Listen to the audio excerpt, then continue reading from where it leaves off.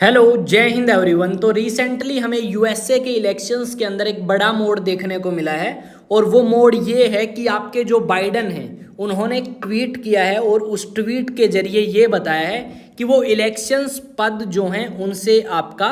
दूरी बना रहे हैं और इस बार 2024 में जो इलेक्शंस होंगे उनमें वो इलेक्शन नहीं लड़ेंगे, जबकि वो सपोर्ट करेंगे वाइस प्रेसिडेंट जो आपकी पहले थी और अब भी हैं कमला हैरिस उनको, और उनका नाम उन्होंने डेमोक्रेटिक पार्टी से प्रस्तावित किया है कि वो पूरे तरीके से कमला हैरिस को सपोर्ट करते हैं और कमला हैरिस ने पिछले 4 सालों में काफ़ी अच्छे तरीके से साथ दिया है बाइडन को एडमिनिस्ट्रेशन या राष्ट्रपति पद के ऊपर काम करने के लिए। यहाँ पे अगर बात करें तो ऐसा नहीं है कि बाइडन आपके एकदम ट्वीट करके गए हैं। बाइडन को काफ़ी विरोध देखने को मिला अपनी पार्टी के अंदर ही। बहुत सारे ऐसे वर्कर्स थे पार्टी के जिन्होंने पूरे तरीके से बाइडन का जो आपका काम है उसको नकार दिया और ये कहा कि बाइडन को इलेक्शन नहीं लड़ने चाहिए, क्योंकि अलग अलग जगह पे जो डिबेट हुई वहां पे काफ़ी नेगेटिव रिस्पॉन्स बाइडन का देखने को मिला। और बाइडन ने ये सारी चीज़ देखते हुए कि पार्टी के अंदर भी विरोध है और लोग नहीं चाहते कि वो इलेक्शंस कंटेस्ट करें,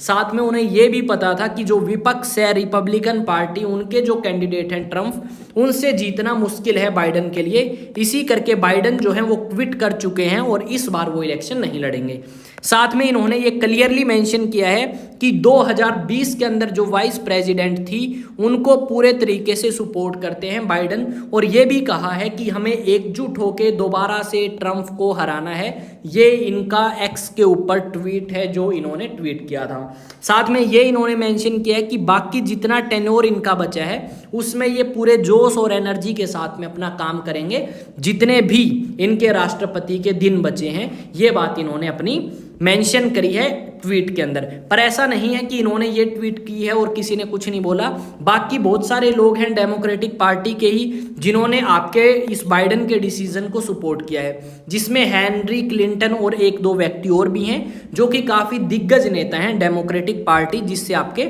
बाइडन और कमला हैरिस बिलोंग करते हैं। उन्होंने भी बाइडन के इस स्टंट को आप कह सकते हो या इस मूव को काफ़ी सराहाया है कि उन्होंने स्टेप डाउन करके कमला हैरिस का नाम रिकमेंड किया एज ए प्रेसिडेंट। और अब जो चीज़ें हैं वो मेरे को भी थोड़ी सी अलग लग रही हैं, क्योंकि मैंने कहा था कुछ दिन पहले कि अगर बाइडन ही इलेक्शन लड़ेंगे तो डेफिनेटली इन्हें मुंह देखना पड़ेगा हार का। जबकि अब कैंडिडेट बदल चुका है तो जो परिणाम है वो कुछ भी हो सकता है, ट्रम्प भी जीत सकता है और बाइडन भी। रिसेंटली हमने ये देखा था कि जो आपका ट्रम्प है उनके ऊपर अटैक हुआ, एक 20 साल के लड़के ने गोली चलाई, जिसके बाद काफ़ी सहानुभूति जो है ट्रम्प को मिली और काफ़ी लोग जो हैं वो इनको एक पॉजिटिव लीडर की तरह देखना स्टार्ट करते हैं कि इनके कान के गोली लगी और 2 दिन बाद दोबारा से उठ के ये रैलियां कर रहे हैं अलग अलग जगह पे, और इनकी जो ग्रैंड डॉटर है वो भी आपकी रोल प्ले करती है। यहीं आपके जो स्पीकर है माइक जॉनसन, उन्होंने ये बात कही है कि आपके जो बाइडन है उन्हें अगर ये लगता है कि वो इलेक्शन लड़ने के लिए काबिल नहीं है तो डेफिनेटली जितना टाइम बचा है उसके अंदर भी उन्हें एज ए प्रेसिडेंट काम नहीं करना चाहिए, अपने पद से त्याग पत्र दे देना चाहिए अभी की अभी। ये बात जो है आपकी माइक जॉनसन जो कि आपके रिपब्लिकन पार्टी के कैंडिडेट हैं उन्होंने ये बात कही है। अब यहाँ पे ये सारी चीज़ें हमें देखने को मिलेंगी कि जो कमला हैरिस है उनकी इमेज आप कह सकते हो कि अच्छी खासी इमेज है, और मे भी अब डेमोक्रेटिक पार्टी और रिपब्लिकन पार्टी से बिलोंग करते हैं ट्रम्प और डेमोक्रेटिक पार्टी से बिलोंग करती है कमला हैरिस, या फिर आपका कौन, जो बाइडन। तो उनके हारने की या जीतने की संभावना अब हम थोड़ा सा डिसाइड नहीं कर सकते। आगे जितनी भी डिबेट्स एंड डिस्कशंस होंगी वहाँ पे हमें थोड़ा सा आइडिया लग सकता है। तो बाइडन ने काफ़ी विरोध देखा और उस विरोध को इन्होंने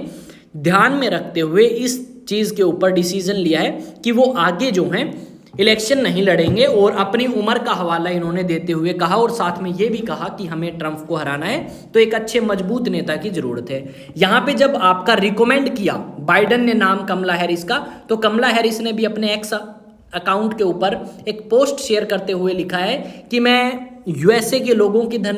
के